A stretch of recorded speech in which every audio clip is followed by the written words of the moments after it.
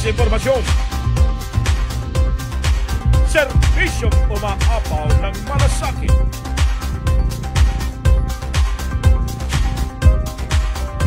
CPIO Taleran.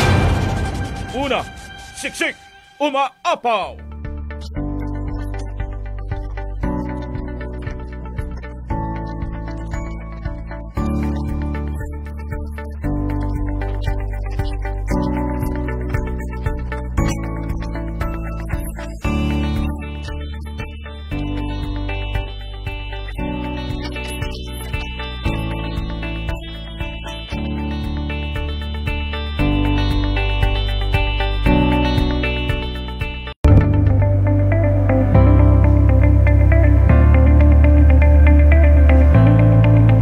Magandang hapon po muli sa ating lahat at muling sumasa inyo ang ating programang Biyag TOFW. Tuloy pa rin ang ating pong special episode ngayong araw po ng Friday, January 8, 2021 dahil makakasama pa rin po natin ang isa sa international speaker, motivational speaker, life coach, vlogger at syempre a mother of her 3 kids. Yan ay walang iba kundi si Ma'am Christina Ganaban na kasama po natin since Monday, Wednesday and now Friday. Good afternoon, Kuya Red. Yes, Tita Susie, magandang tanghali sa iyo. Bakit hindi ayan. Ayun, rinig na ba ako at kitang-kita na rin ako dahil may ilaw na ako dito sa harapan ko. Hindi na katulad last time na medyo madilim, Tita Susie. Okay. Ayun po mga kabayan, 12:37 na at tumutok na kayo dito sa ating programang Biyag TOFW dahil makakasama pa rin po natin si Ma'am Christina Ganaban dito sa ating programa. Okay, at bago tayo mag-umpisa dahil last Wednesday ay napag-usapan natin yung tatlong dapat tandaan ng mga yung mga nag-for good na rin at dapat din tandaan ng mga kababayan po natin na OFWs yung awareness, inspiration, and commitment. So, bago tayo dumako dito sa goal settings naman, para sa taong 2021, ay pagbati mo na, Ma'am. Yes, Ma'am. Welcome back. Ayan. So, magandang hapon po or magandang tanghali po sa lahat po ng mga nanonood, lalong-lalo na sa family ko dyan sa Camellia Homes. And sa mga relatives ko sa Alcala po, magandang magandang tanghali po sa inyong lahat. Ayan. Yes, at iniimbitahan po natin yung mga kababayan po nating mga OFW na manood po sa atin dito sa ating programang Biyag OFW. Bueno, batiin na muna natin Tita Susie at Ma'am Christina yung mga nanonood sa atin. Kay Ma'am Hermie Linda Saladino area na imbag nga agsapa kalugaran, Kablaaw, Manipod dito'y Cyprus. Wow. Kay Ma'am Wilma Balanay, hello po, watching from Jordan. Okay, so ngayong araw po ng Biyernes, tatalakayin sa atin ni Ma'am Christina kung paano nga ba tayo mag-set ng goals para sa taong 2021. Oo, at dun sa mga viewers po natin, kung mayroon po kayong gustong tanungin direct kay Ma'am Christina, pwede po ninyong i-comment sa ating comment box. Yes, that's right. Okay. So mag-umpisa na tayo para matapos natin mabibitin ulit sila. Anyway, so 'di ba pagka may mga pangarap kasi tayo sa buhay, ang normally tayo or ilan sa atin sinasabi pangarap ko magkaganito, pangarap ko mamunad ang buhay. Pero hanggang doon lang. So hindi parang hanggang sa salita lang, gano'n. So, doon ngayon papasok yung tinatawag na goals. Dapat lagyan mo ng goals yan. Kasi ang dreams and goals are different. Ang dreams kasi, ito yung, yung pangarap kong magkakotse. Hanggang doon ka lang. Pero ang goals ay is ito yung abutin or matupad. Ito yung goals, ito yung yung lalagyan mo ng deadline. Ito yung talagang magko-commit ka. Ito yung talagang magpupursige ka na makukuha mo to. Kaya nga nagkakaroon ng minsan yung pag sinabi mong gusto kong yumaman, pero kailan? At paano mo gagawin. So, doon na ngayon tayo magkakatalo. Kumbaga, Ma'am Cristina, bibigyan mo siya ng time frame.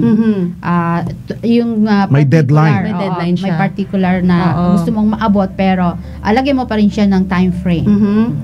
Kasi, parang ganito lang.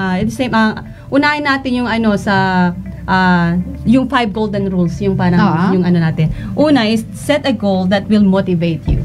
Okay. Kasi normally, kasi pagka ikaw yung tipong, pangarap ko ng ganito, pero hindi ka masyadong namomotivate. So, hindi ka ngayon nagkakaroon ng inspiration, parang okay lang sa'yo na hindi ka gumala, okay lang sa'yo na magising ka ng late na, o di kaya tatamad-tamad ka, okay lang. But if there's this, yung goal na yon, it really motivates you, it really inspires you, it really gives you that, yung para bang panindi ng puwet. Ganon. And it will really give you that energy to go forward or to move forward para makuha mo yung pangarap na yun. Yun yung una natin. Kailangan mo i-remember na kailangan mo sindihan mo muna yung pit mo para maging active ka at tumayo ka. Tama. Okay. So, yung speaking of yung sindi ng puwet. Yun nga. Ang pandi ng puwet namin noon, yun yung kahirapan ng buhay namin So, kasi ayaw ko na talaga yung buhay namin noon na hindi naman maganda, masaya magbenta ng mais.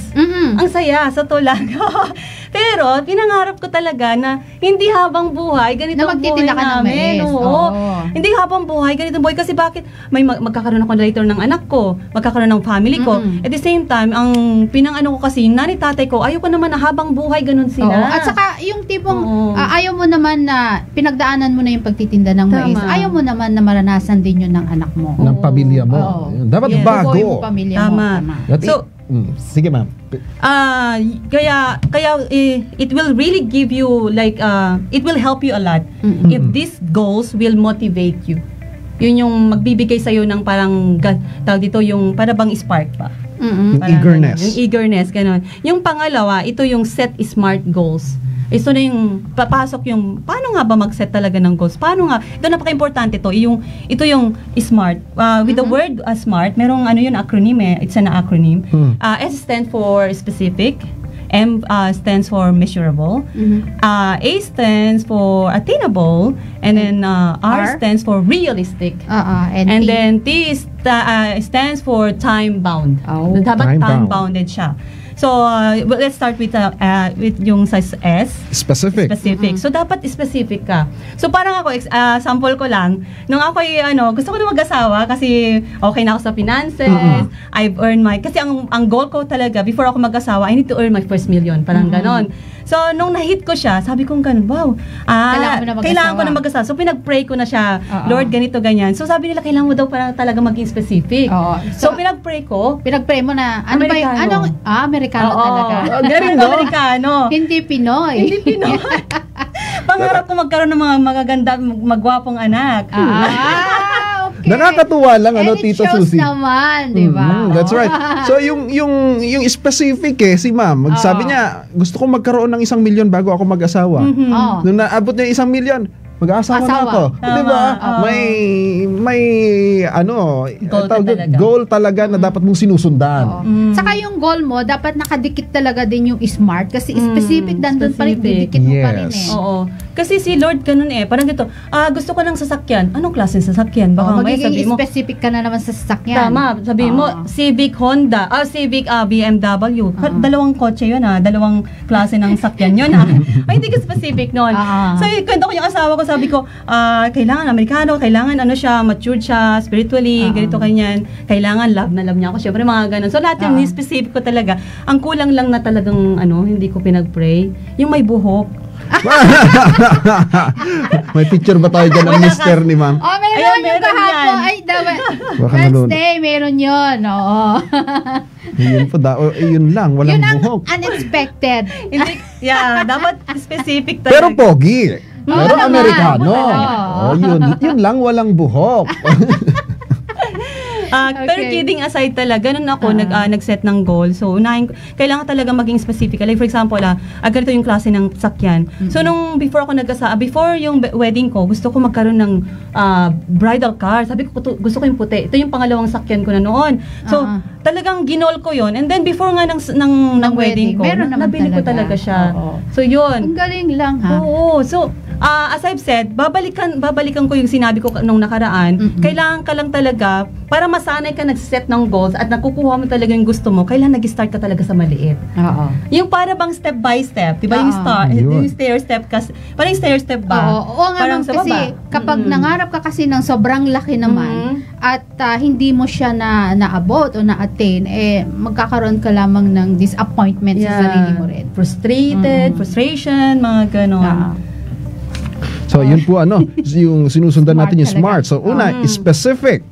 So, ang pangalawa is measurable. So, ano ibig sabihin ng measurable? So, parang ganito, so pag mag-start ka pa lang, gusto ko ng 1 million or magiging milyonaryo ka agad, sa wallet mo, wala pang 100,000, parang ganon, or wala pang 50 milyan. So, like for example, if you want to earn 50,000 pesos let's say, ang parang gusto mong goal later on, o yung gusto mong kitain later on is 100,000 or 50,000. Mag-start ka muna, kitain muna ako ng 10,000. And then next, kikita muna ako ng So, kailangan measurable siya. Yung hindi yung, wala ka namang trabaho, wala ka namang negosyo, tapos gusto ko magkaroon ng aeroplano. Hindi totoo. Hindi nangyayari yun. Measurable yun So, hindi kaya yun. So, pangalawa, ito yung attainable. Ayun, so, yung connected lang din sa measurable yan. Yung attainable, dapat yung naniniwala ka na ma-attain mo siya. Pero dapat, tataasan mo ng konti. Kasi minsan tayo naniniwala sa sarili natin So parang hanggang dito lang ako kasi ito lang yung kaya ko. Pero guess what? You can do more than that. Parang ganun. So pag ito yung sa tingin mo kaya mo, taasan mo ng konti lang. Okay. Ayan. So, letter R. Yan. Sa letter R, ito yung realistic. Ito na yung parang connected pa rin sa measurable to.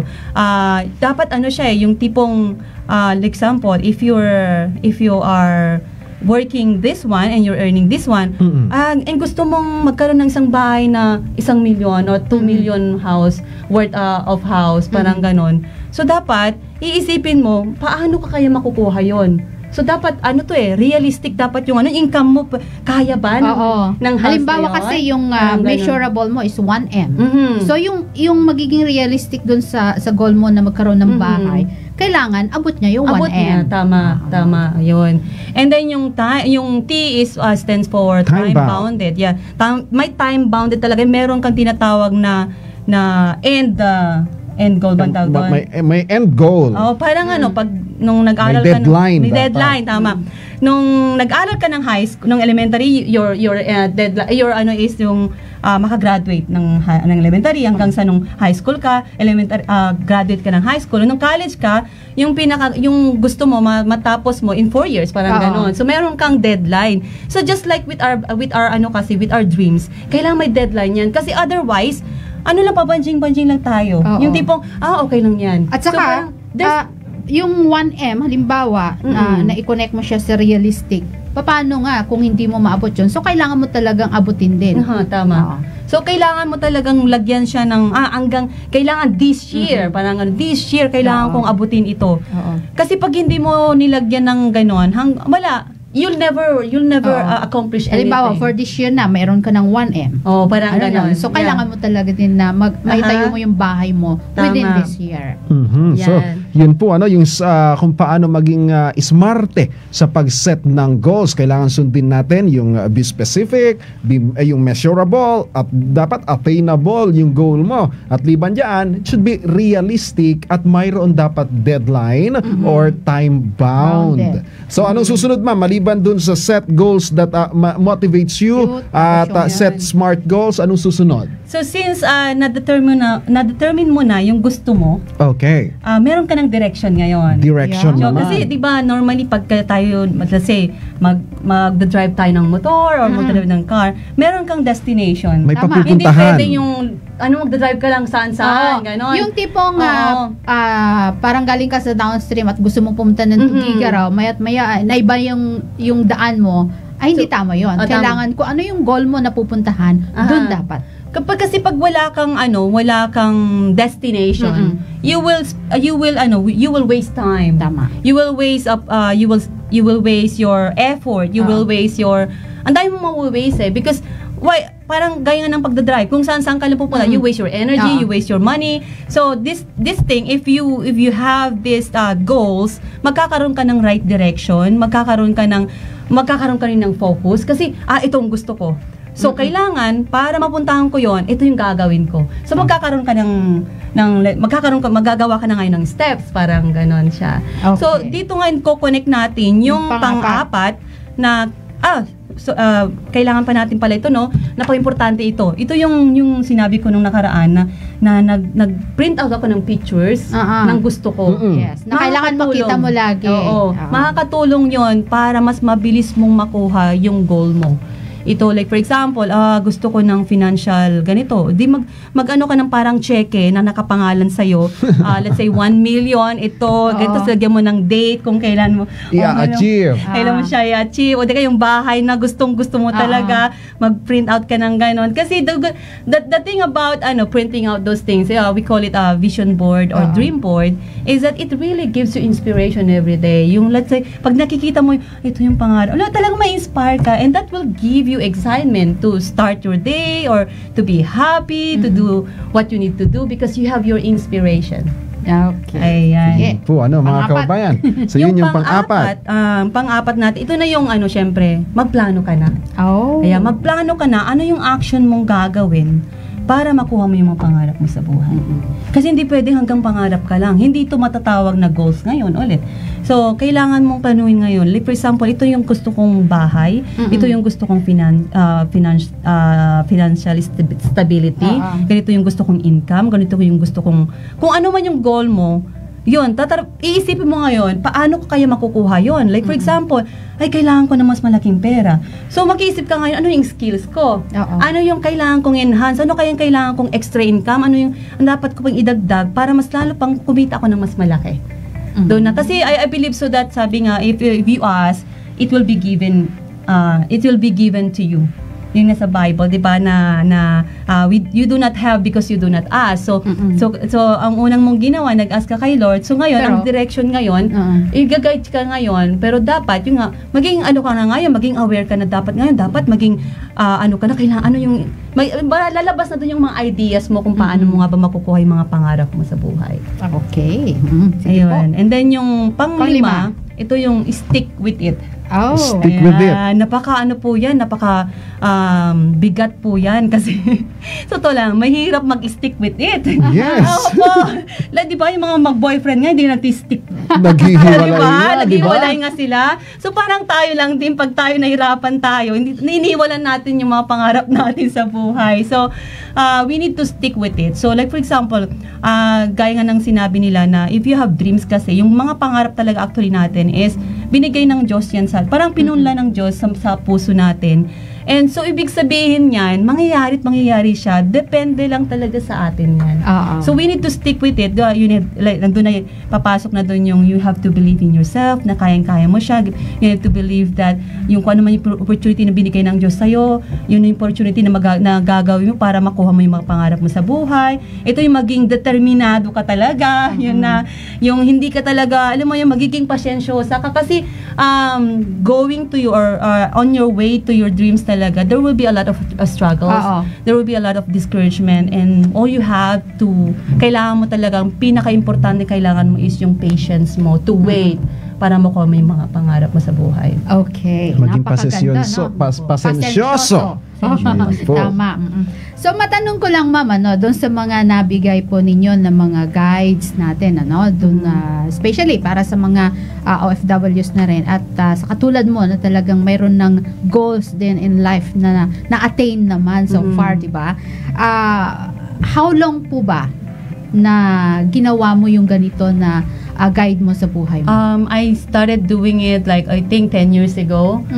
So, in-exercise ko siya. So, una, syempre, mahirapan ka. Kasi everything naman in the first, pag first time gawin talaga, mahirapan ka. Oo. Pero as I've said, if you start small, magugulat ka na lang. You're like, ang ginogol mo na siya is malalaking bagay na pala. Kasi from little to big things na siya, maganda exercise mo na yung sarili mo kasi to achieve small to big things already. Pero minsan kasi sa buhay natin, meron din tayong mga hindi iniasahan talaga at talagang yung parang nag-abrupt ka na magkaroon ka ng goal. Halimbawa, dahil nga sa pandemic, example ko na lang sa sarili ko, dahil nga ang hirap din bumiyahe, ang hirap din sumakay, ay kailangan ko talagang mag-set na rin na bumili kung paano ako makakaluwang doon sa sitwasyon na kinakaharap ko. So, yun na, kailangan kong bumili talaga ng motor din. Opo. Oo, para hindi na mahirapan. And yun nga, sinet ko yun na kayang-kaya naman. Kayang-kaya namang suportahan doon. So, kailangan ko ring maglagay ng iba pang income para sa ganun, hindi rin mahirapan. Tama po. Yun. Minsan kasi, actually, mga problema, yung mga ganon, tests or trials, are actually our direction to our dreams. Yes. Minsan, hindi nangyayari to. It's because, no, that's not the right direction. So, you have to figure out, yung saan ka dapat pupunta. Minsan, pinipilit mo ito, pero hindi talaga nangyari. Because why? Hindi yun talaga para sa'yo. Pero minsan, yung mga opposition kasi sa life natin are actually to strengthen us, to make us grow, to make us better person para maging ready tayo later on sa maging blessing po natin. At dapat marunong kang mag-handle sa mga problemang yan. Yun ang mahalaga, para magamit mo as a weapon sa pagkamit ng iyong pangarap. Ito ma'am, may tanong po sa mga viewers natin, isa sa viewers po natin. Ito siguro regarding na dito sa business mo, sabi niya kasi dito ni Donios Streaming. ano to? Parang account din to. Account din ba to? Facebook page ata ito. Sige. Dapat Ano ganyan nating ang mindset para hindi ma-scam sa mga pyramiding. Oo, dapat magkaroon ka ng right, hindi natawag na education when it comes to business din. Hindi pwedeng papasok-pasok ka lang pag sinabi sa'yo, kikita ka ng malaki dito. Papasok ka na. Kasi sa atin naman kasi, sino bang ayaw kasi ng malaking income, di ba? Pero, lalo na kung sa umpisa pa lang, talagang napakaganda yung sinasabi nila, di ba? So, kailangan mo talagang mag-research, ganun po. Kasi, it's normal talaga na, lalo sa panahon ngayon, siyempre, offeran ka, napaka-normal ngayon yung online. Doon sa naging business nyo, ma'am, isa sa business nyo nga, na naging ambassador ka na din. Sa umpisa pa lang, hindi ka rin ba nagkaroon na ganito na nahirapan po ako. Kasi una, mahihayin po akong tao. Ayun. So, sobrang, sabi ko, paano? Kasi ito, we need to approach people, we need to talk to other people, o di yung mga kaibigan ko, kailangan lapitan lahat. Mahihayin po akong tao.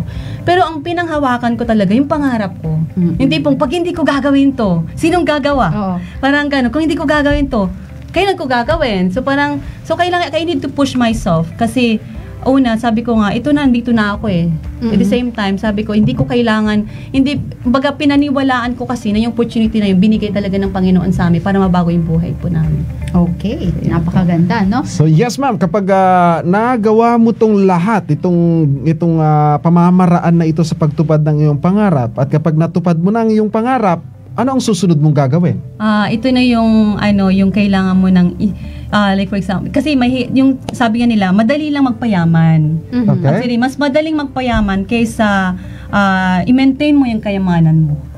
Oy. Opo, totoo po 'yun. Yun, no? Kasi Ulitin natin. Madaling magpayaman, pero mahirap i-maintain yung yaman. Opo, may gano'n. Gano'n po yung kasi normally tayo, pag hindi tayo sanay na maraming kinikita, gano'n. Minsan, parang tayong nanalo ng loto. Yung, nanalo ng loto, yung magmapamigay ka, di ba? Di ba maraming news na maraming mga nanalong mga loto, pero bumabalik sila sa pagiging kasi hindi nila alam i-manage yung pera. Nagiging gastador. Tama. Hindi nila alam nilagay kung saan dapat yung priorities nila once na sila magkaroon ng maraming pera. Yun po, So, paano ba yan, Tita Susie? 12:59 na. Sige po naman. Opo, ma'am. Sige po, ito, siguro mensahe na lang po ninyo sa lahat po ng mga nagbabalak na rin na For good. nagbabalak na rin na mag-abroad, based po doon sa mga naging experience niyo dahil kayo ay ex-OFW din, naging businesswoman at naging speaker na rin, may sarili na ring libro na nag-inspire din sa karamihang mga OFWs. Go ahead po. Ayan, sa mga mahal nating OFW, kumusta po kayong lahat? Alam ko, miss na miss nyo na po ang mga family nyo dito sa Pilipinas. And ang mapapayo ko lang po sa inyo, do not lose hope, do not lose sight of your vision, of your dreams in life. Kasi una po, yun po yung pangahawakan nyo po talaga kung bakit nga po pa kayo nandyan po sa abroad. And yun nga, isang advice ko po sa inyo para mas mabilis po kayo makapag-for good. Kasi I know for sure that yun yung pinaka-goal po ninyo, na bakit nga ba kayo nag-abroad kasi you want to have a better life, or syempre you want to be with your family. So yun, kailangan nyo lang pong magdagdag ng extra source of income, pero dapat mag-ingat po kayo kung ano po yung mga sinasalihan niyo or sasalihan po ninyo, kasi sayang po yung mga pagpapaguran po ninyo na pera. And I believe so na pag ikaw nagkaroon ka ng goals at mag-stick ka doon, I believe so na God will really help you. God will help you para ma-achieve mo yung mga pangarap mo yan. Alam nyo, napakasarap po yung pag-uwi po kayo ng Pilipinas. I know for sure na sobrang, alam mo yung success yun sa kanila yun So, yun po. At at the same time, alam ko sa mga nanay, tatay, lalo sa na nasa abroad ngayon, ang lagi ko pong sinasabi nga po sa mga minimentoran ko ng mga OFWs, to lessen or to shorten yung time na nasa abroad po kayo. Kasi your family, your kids needs you more than actually yung pinapadala pong pera. Oo, tama. They need it, pero actually mas kailangan nila pang oras po ninyo. So, I really advise you, I really encourage you na i-lesson nyo. How to lesson it is to earn extra money para at dagdagan nyo yung savings po ninyo. Okay, Tita Susie at Ma'am Christina, bago tayo magpaalam, pasadahan muna natin ang mga komento ng mga nanood sa ating programa. Kay Ma'am Rose Pedronan, watching from Daman, Saudi. Ma'am, sabi niya, at kay Don News Streaming, madaling magpayaman pero mahirap i-maintain ang pagiging mayaman. Parang relasyon yan, mahirap i-maintain, sabi niya. Ayan, at kay Ma'am Rose Bueno Ortiz, watching. At kay Ma'am Jonathan Esteban, may pa-heart siya. Tita Susie, good morning Cagayan, kunana. Kay Sir Mike Miles, magandang umaga from Florida. Kay Ma'am Marisa Capsola Ayawan, hello, watching in HK, keep safe Cagayanos. At kay Ma'am Hermie Linda Saladino area, Analisa Tabor Bumanglag, agbuya ka ading mustati quarantine mo. Nanaditi komenta yan niya. At kay Ma'am Emeline Bailon Domingo, watching from Songsong Gamu, Isabela po. At kay Ma'am, ayun din, pa-shout out po kunana kay Ma'am Wilma Balanay, hello po, watching from Jordan. Ganyan din kay Ma'am Hermie Linda Saladino area na Imbag Agsapa, Kalugaran, Kablao, Manipod, dito'y Cyprus. Yan po mga kababayan. Sekyoro, ayun, tama, watching din, nag-comment pala, si Benjamin. Ayan, alam mo na yan. Irene Mela, watching. Yes. Okay. At ayun po, maraming salamat kay Ma'am Christina Ganaban sa napakagandang ibinahagi niya sa atin ngayon. Yung pag-set po natin ng goals ngayong taong 2021, dahil alam naman po natin na napakahirap po yung sitwasyon natin ngayon. Mainam na kailangan nating ma-set yung mga gusto po nating matupad ngayong taong 2021. Maraming salamat po, ma'am. Thank you so much, Ma'am Christina. At Thank syempre you sa lahat po ng ating mga viewers at sa mga followers na rin po ni Ma'am Christina, subscribes na lang po kayo sa kanyang YouTube account. At meron din page. Meron din. Okay, at search nyo na lang po. Libro. At yung libro niya. Yun. Grab your copy. Sayang nga, hindi tayo nagpamigay. Ay, oo nga. Yes, sayang. Wala na kasing oras next time. Ayan, so next time, kung may next time pa naman. Ayan po, if you have time, drop po kayo sa National Bookstore. You can get a copy of this book. Ayan, then picture nyo, and then you can send a message to me. Alright. At mga kababayan, iniimbitahan na po namin kayo agad-agad sa Lunes. May makakausap po tayo dito na isang health expert naman, Tita Susie. At pag-uusapan natin itong pangunahing problema ng ating mga kababayang OFW itong homesickness, kung paano nga ba ma-overcome. Yan, abangan po ninyo yan sa araw ng Lunes. Alright, marami pong salamat muli at syempre sa ating pong special guest, si Ma'am Cristina Ganaban, at sa lahat pa rin po ng tumututok sa ating pong programang BIAG OFW, Tambalang, Kuya Red at Tita Susie. Good afternoon and God bless. Matinding kalaban ng COVID.